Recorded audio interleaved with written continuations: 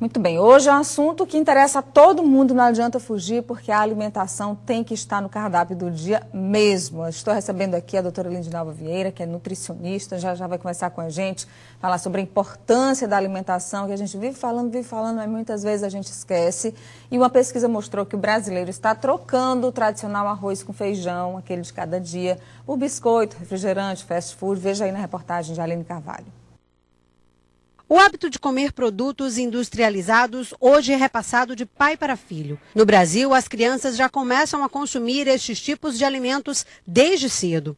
O resultado é a queda na qualidade da alimentação básica da população do país. É mais fácil a gente preparar, eu moro só, aí é mais fácil a gente ir no local comprar para poder a gente se alimentar. Isso é o que mostram os dados da pesquisa divulgada pelo Instituto Brasileiro de Geografia e Estatística.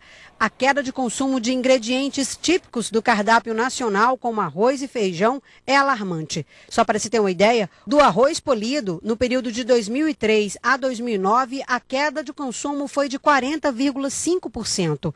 O feijão caiu 26,4%. Os números apontam que as calorias ingeridas destes alimentos antes era de 17,4%, agora é de 6,6%. A pesquisa também revelou que os alimentos processados, como pães, refrigerantes, enlatados e refeições prontas, ganharam espaço na mesa dos brasileiros e hoje ocupa 18,4% do que é consumido pela população.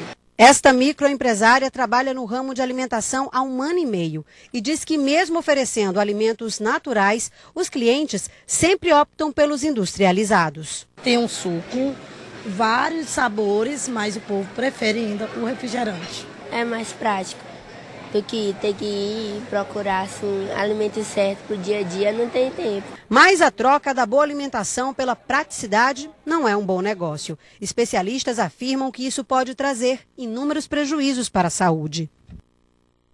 Vamos saber então que prejuízos são esses, por que está acontecendo essa mudança dos hábitos alimentares dos brasileiros e que muitas vezes acabam prejudicando a saúde. A Lindinalva Vieira é nutricionista, está aqui com a gente. Olá, bom dia, Lindinalva. Bom dia, muito obrigada por ter vindo à Notícia da Manhã. Obrigada a você. Bom, o que a saúde vai dizer se eu resolver fazer isso toda vez? Quer dizer, se eu trocar, não sei o arroz com feijão, mas eu acho que o arroz e o feijão fazem parte de uma alimentação saudável, claro que com outros ingredientes, mas por comidas, né, fast food, a gente vê aí muita bomba, coxinha, refrigerante, ketchup, quer dizer, isso muita gente faz todo santo dia. Que prejuízo traz à saúde?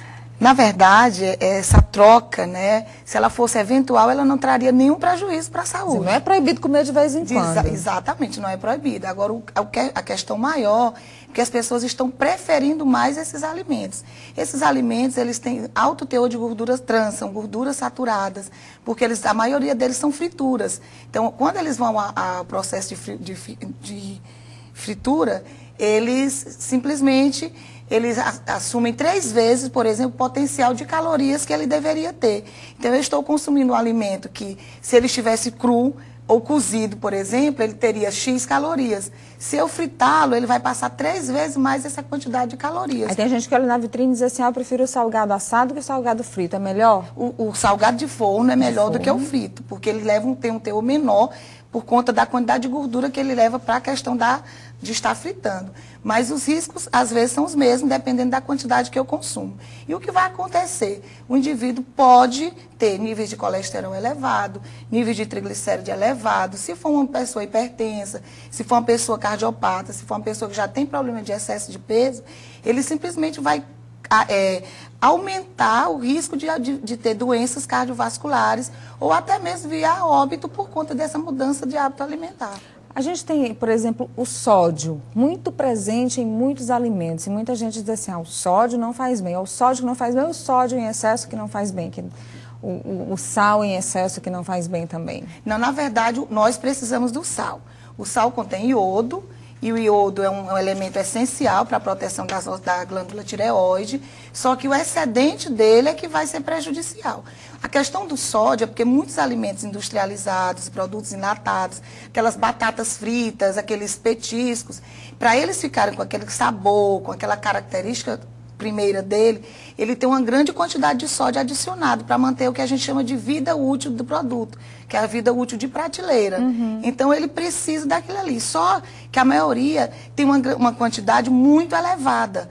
Às vezes, atende até mais do que a necessidade individual diária de sódio que nós precisamos. Então, de repente, eu pego uma batata chips, tipo uma dessas chips que tem aí, quando você vai ler valor de sódio diário, 90%. Se eu preciso de 100, eu já estou com um alimento ali naquela hora. Já basta aquilo. Já basta aquilo para a minha quantidade diária. Então, é o excedente desse produto que nós temos que ter cuidado. E muitas vezes, por causa da praticidade, por exemplo, os pais que trabalham fora e correm o dia todo, acabam colocando a batata chip no lanche da criança, acabam colocando o petisco no lanche da criança.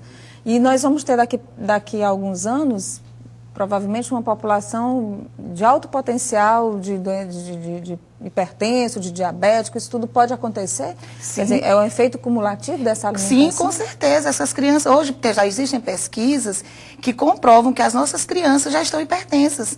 Quer dizer, a hipertensão que era caracterizada como uma doença de idosos, de doença de pessoas que tinham já problemas associados, hoje as crianças já estão hipertensas por causa da alimentação? Por conta da alimentação.